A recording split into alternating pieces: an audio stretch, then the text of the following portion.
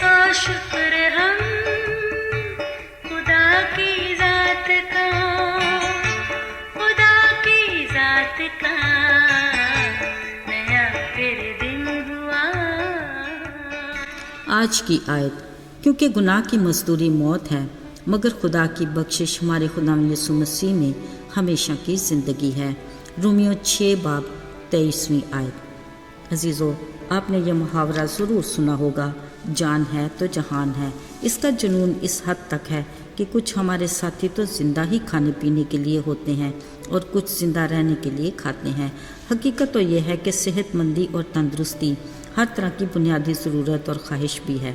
ذرا سوچیں اس کے لیے کیا کیا جتن کیے جاتے ہیں، پھر بھی جراثیم دھیرے سے انسانی جسم میں داخل ہو کر کسی نہ کسی بیماری میں مبتلا کر دیتے ہیں۔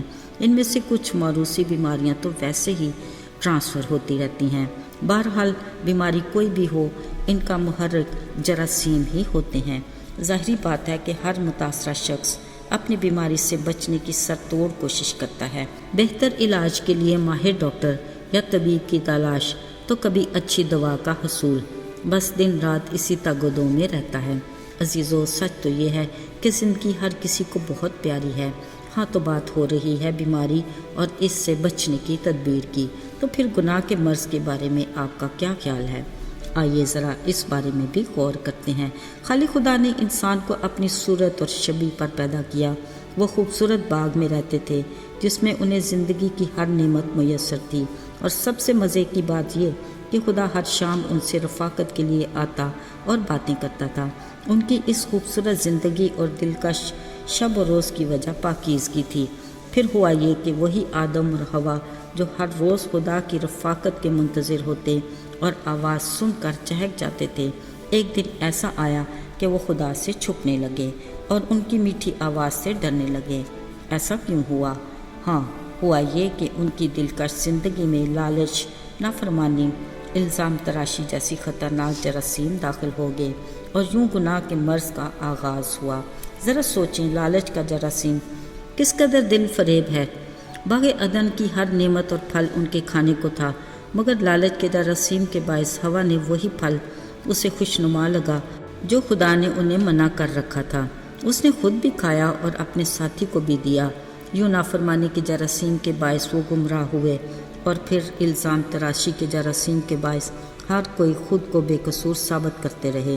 یکے بعد دیگرے گناہ کے مرض کے جراثیم بڑھتے ہی گئے، جو نہ صرف جسم و جان بلکہ روح پر بھی اثر انداز ہوئے۔ یوں گناہ کا مرض بڑھتا گیا اور وہ خدا کی رفاقت سے نکال دیے گئے۔ عزیزو، عین اس وقت خالق خدا نے بھی بنی نوع انسان کے لیے اس مرض کا علاج سوچ لیا۔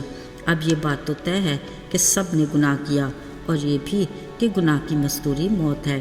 جو جان گناہ کرے گی سو مرے گی۔ گناہ موروثی مرض ہے۔ ہم سب گناہ میں پیدا ہوئے اور اسی موذی مرض کا شکار ہیں۔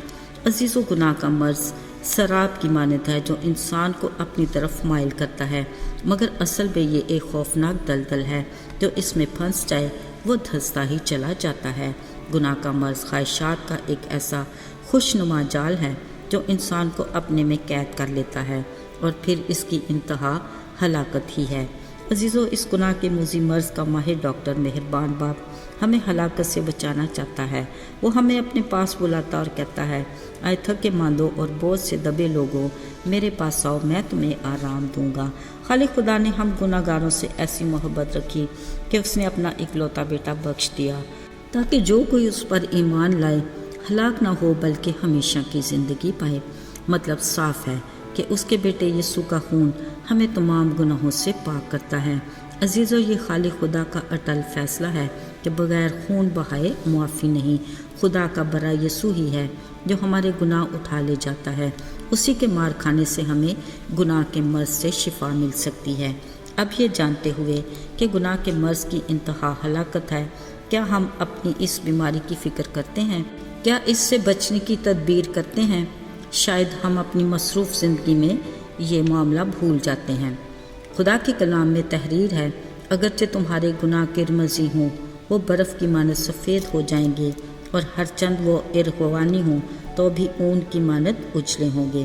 عزیزو، یسوع کا لہو کس قدر پر اثر ہے۔ جو ہمارے کالی گھٹا جیسے گناہوں کو برف کی مانند سفید اور اون جیسا اجلا کرتا ہے۔ یہ خالق خدا کا اپنی مخلوق سے بے انتہا پیار، فضل اور اس کا رحم ہے۔ یسوع کا لہو ہی ہمارے گناہوں کے مرض کا واحد علاج ہے۔ وہی ہمیں پاک کرتا اور ہلاکت سے بچاتا ہے۔ یہ اس کی بخشش ہے جس کی ہمیں قدر کرنی چاہیے اور اس کے بے حد شکر گزار بھی ہونا چاہیے۔ آئیے دعا کریں۔ اے ہمارے آسمانی باپ، ہم تیرے شکر گزار ہیں کہ تو نے ہمیں گناہ جیسے موذی مرض سے شفا دی اور ہمیں ہلاکت سے بچایا۔ ہمیں حق اور سچ کی راہ پر ثابت قدمی عطا کر اور اپنی رفاقت میں جوڑے رکھ۔ یسوع کے جلالی اور فتح مند نام میں مانگ لیتے ہیں، آمین۔